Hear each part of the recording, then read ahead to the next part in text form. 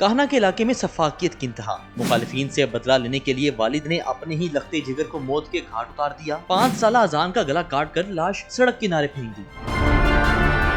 S P صدر رانا حسین طاہر کا کہنا ہے کہ 5 سالہ بچے کی لاش ملنے پر کارروائی شروع کی۔ دوران تفتیش ملزم اعظم نے اعتراف جرم کیا، جبکہ قتل اور اغوا کی واردات میں دوسرا ملزم بھی شریک تھا۔ بچی کی شناخت کے بعد گھر سے وقوع تک کی تمام C C T V footages check کی۔ ملزموں کی شناخت ہونے پر پتہ چلا والد نے ہی بیٹے کو قتل کیا۔ ہم لوگوں نے ٹیمز بنائی، ایک ٹیم تھی جو اس لوکیلٹی کو سویپ کر رہی تھی، گھر سے وقوع کے جو 4 روٹس بنتے تھے ہم نے ان کی سرویلنس کرنی شروع کر دی۔ ہم نے ان کے جو کیمرہ کا جو ریکارڈ تھا ہم نے وہ اٹھانا شروع کر دیا۔